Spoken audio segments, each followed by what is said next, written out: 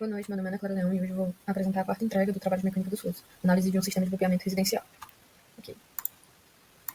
Passando. Pronto. Primeiro eu vou falar sobre a primeira questão, né, que é sobre um sistema de potência a vapor doméstico. O primeiro passo é entender o desenvolvimento, né, que é o ciclo de Rankine. E assim, com base nos conhecimentos adquiridos na disciplina de termodinâmica e mecânica dos fluidos, eu vou projetar um sistema de potência a vapor partindo da demanda máxima de potência de uma residência. O objetivo é buscar uma bomba centrífuga comercial que atenda à exigência de pressão do sistema. Então eu vou desenvolver, né, dimensionar uma bomba centrífuga. E para fazer esse dimensionamento, eu vou utilizar o ciclo de Rankine, que é o ciclo ideal, é o ciclo que mais se aproxima do real, né? Que geralmente é o ciclo ideal das usinas de potência a vapor. O ciclo ideal não envolve nenhuma irreversibilidade interna e consiste nos 4 processos seguintes, que é de 1 a 2, compressão isentrópica em uma bomba, de 2 a 3, fornecimento de calor a pressão constante em uma caldeira, de 3 a 4, expansão isentrópica em uma turbina, e 4 a 1, rejeição de calor a pressão constante em um condensador. Como você pode ver, essas etapas elas estão descritas nessa imagem ilustrativa aqui. E do outro lado, do meu lado direito, eu tenho um gráfico também representativo, né, ilustrativo desse ciclo. Assim, o fluido que a gente vai utilizar nesse sistema é a água. E dessa maneira, no ciclo de Rankine ideal, a água ela passa por 4 etapas principais. Primeiro, ela entra na bomba como um líquido saturado e é comprimida isentropicamente até a pressão da caldeira, ou seja, o trabalho de entrada da bomba. Em seguida, na caldeira, a água é aquecida a pressão constante até se tornar um vapor superoxídeo. Esse vapor, ele entra na turbina, onde se expande isentropicamente, realizando um trabalho, né?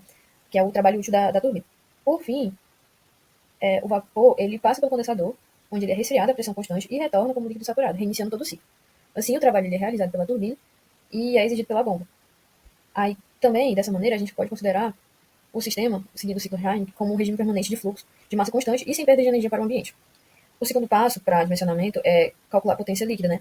A potência líquida, ela é dada, segundo a primeira lei da termodinâmica, ela é a diferença entre a potência gerada pela turbina e a potência consumida pela bomba. Para a gente poder ter uma ideia do que seria a potência líquida, o que eu fiz? Eu peguei tudo que é consumido, né? A potência a ser consumida dentro da minha casa, ou seja, todos os eletrodomésticos, calculei a potência unitária, multipliquei pela quantidade de eletrodomésticos que tinha cada um e somei. Ou seja, deu o valor de 5.540 watts, certo? Então, a potência líquida ela deve ser ao menos esse valor. Ou seja, a diferença da potência da turbina menos a potência da bomba tem que ser pelo menos 5.540. Aí, o terceiro passo é calcular a potência, fluxo de massa e vazão volumétrico. Aí a gente vai usar a primeira lei da termodinâmica, né, considerando regime permanente. Então a gente sabe como calcular a potência da turbina e como calcular a potência da bomba, né, que é vazão, fluxo de massa vezes a diferença das entalpias em cada ponto. Aí, para calcular o fluxo de massa, eu utilizei o ES, né, o software, para tirar essas entalpias e afins. Fiz uma tabela demonstrando que era os valores, né, que o ES me deu. E aí calculei o fluxo de massa. O fluxo de massa me deu 0,03097 kg por segundo. Com isso, eu consegui encontrar as potências da turbina e da bomba, certo? Então, a potência da turbina deu 5,54 watts e a potência da bomba deu 3,097 vezes 10 a menos 3 watts. Dessa maneira, eu também consegui calcular a vazão volumétrica, né, que é aqui.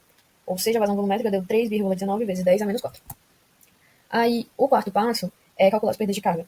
Aí a gente usa a equação da energia, né? A carga do sistema ela deve ser equivalente às perdas de carga localizadas, distribuídas e às perdas de carga da turbina, ou seja, H1 mais H do sistema, mais perda de carga no ponto 2, mais perda de carga, né, do ponto 1 a 2 e a perda de carga na turbina, certo? Desenvolvendo essa equação, eu consegui chegar na a pressão da turbina, a pressão de saída da turbina sobre lambda, né, que é o ρ vezes a gravidade, mais alfa vezes V de saída da turbina, o vazão de saída da turbina ao quadrado, sobre 2 vezes a velocidade, mais a altura da turbina, altura de saída, mais a altura da turbina, mais H, P12, mais H da turbina, certo? Aí, nisso, o sistema não possui diferença de pressões consideráveis, tendo em conta as desprezíveis diferenças de altura de apenas 5 metros. Dessa maneira, a gente pode reescrever a equação da seguinte forma, que a gente vai cortar tudo que estiver relacionado à altura, né? A gente vai cortar tudo que estiver relacionado às pressões. E, ok.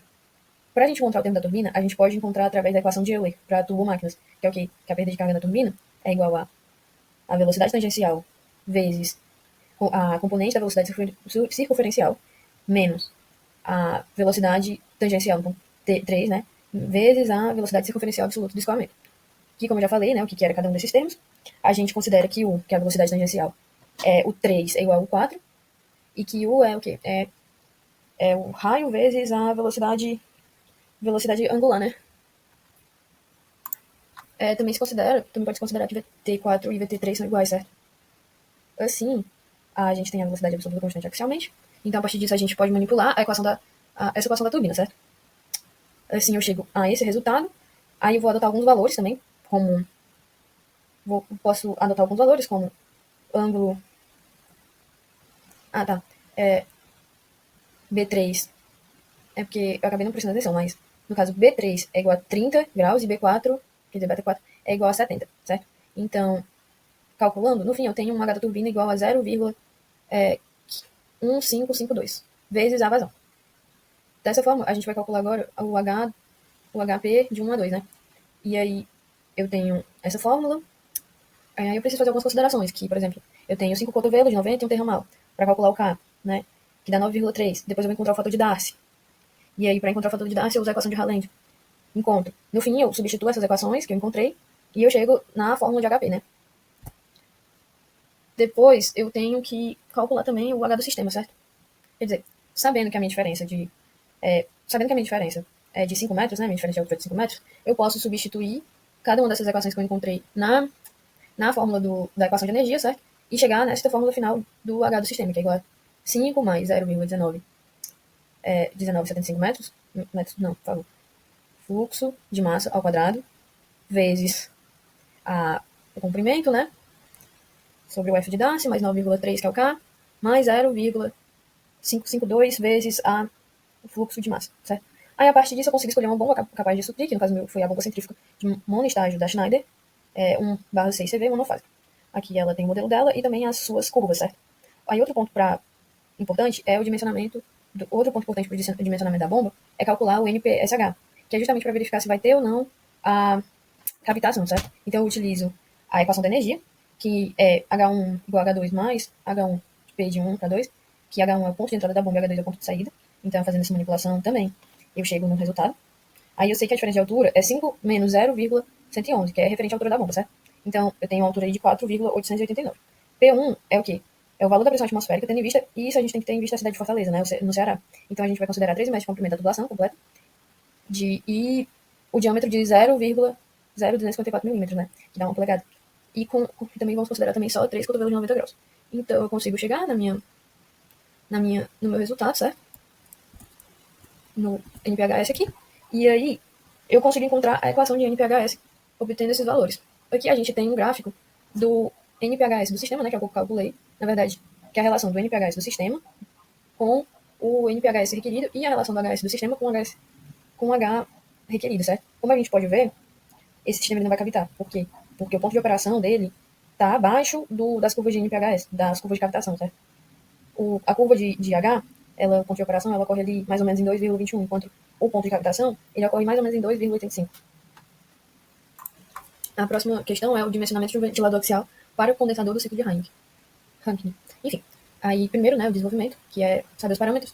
Para o dimensionamento preliminar de um ventilador axial, aplicando a remoção de calor de condensador no ciclo de Rankine, é necessário garantir que o ar ambiente ele absorva adequadamente a energia rejeitada pelo vapor condensado. O ventilador ele deve operar em temperatura ambiente e fornecer vazão de ar exigida para a troca térmica. Será definido os principais parâmetros geométricos e aerodinâmicos, como o perfil aerofólio das pás, o diâmetro do rotor. Enfim, a gente tem um equipamento que contará com 3 pás, operando a 1.500 RPM e será projetado para atender a demanda de vazão requerida pelo sistema. Aí o primeiro passo é o calor rejeitado. No caso, para dimensionar o ventilador axial, a gente tem que calcular a carga térmica que o condensador deve dissipar. A gente vai aplicar a primeira lei de Newton, a primeira lei da termodinâmica, ao processo de condensação, certo? Sabendo que H4 é a entalpia do valor na entrada, condensador e H1 é a entalpia da água líquida comprimida na saída, o resultado é a taxa de calor que precisa ser retirada para manter o funcionamento adequado do ciclo, certo? Como eu já tenho o valor da vazão, eu posso determinar esse calor rejeitado, certo? Que dá 67,316 kW. Aí, um próximo passo, né, é calcular a vazão de ar necessária. Com a carga térmica do condensador conhecida, a gente pode calcular a vazão de ar necessária para removê-lo por convecção sensível. O ar absorve esse calor ao atravessar o condensador, sendo um processo descrito como... Aqui é a fórmula, né, que é condensador. Aqui, aí a gente tem o fluxo de massa do ar, CP é o calor específico do ar, e e ΔT é a variação de temperatura permitida entre a entrada e a saída do sistema. Isso determina quantos quilos de ar por segundo são necessários para absorver a energia térmica que sai do condensador, certo? Então, a gente tem a vazão, quer dizer, a velocidade, né? Então, a gente pode calcular, sabendo que... Aí o fluxo de massa, ele é o quê? Rho vezes V, né? Que é a minha velocidade. Pronto, é a minha vazão, é verdade. Rho vezes V, que é a minha vazão. Aí, calculando isso, eu chego numa vazão de 5,68 metros cúbicos por segundo. Ok. Eu já tenho também as minhas... Que é o meu Q, né? Enfim. Aí o próximo passo é o cálculo do diâmetro do rotor, conhecendo a vazão volumétrica e assumindo a velocidade média do ar de 8 sobre 8 metros por segundo, a gente consegue calcular o diâmetro do rotor. É o quê?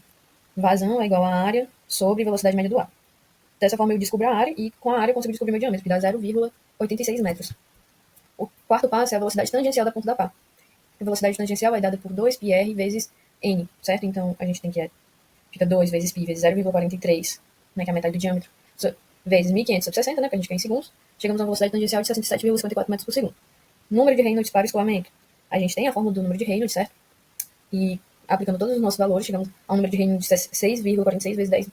Assim, isso a gente sabe que o escoamento, que por causa, como esse número de Reynolds ele é grande, né? A gente tem certeza que esse escoamento ele está em regime turbulento.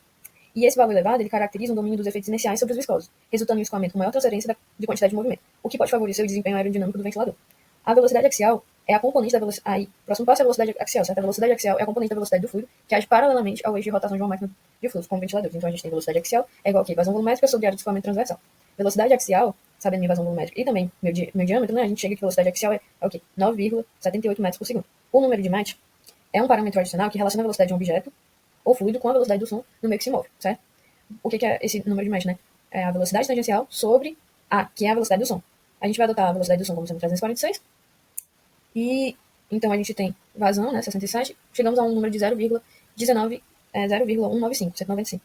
Ou seja, a gente tem pela tabela de Mach, né, que isso significa que é totalmente compreensível, certo? Aí o próximo passo é calcular a pressão estática.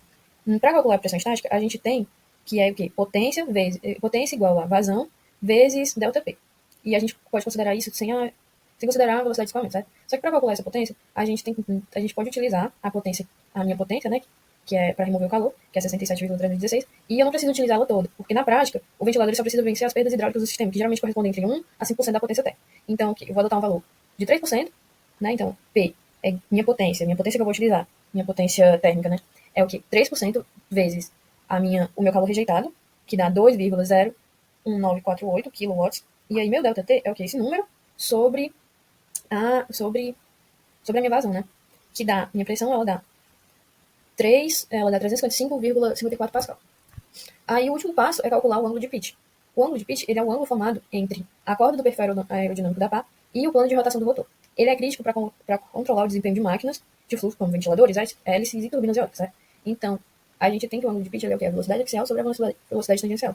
A gente tem, né, que já calculamos, 9,78 sobre 67,54, chegamos a um número, e para transformar em grau eu faço o arco tangente, certo? Que dá aproximadamente 8,24 graus. Aqui, o último ponto, né, é só todos os dados reunidos desse dimensionamento desse ventilador axial, certo? Então é isso, obrigada pela atenção e boa noite.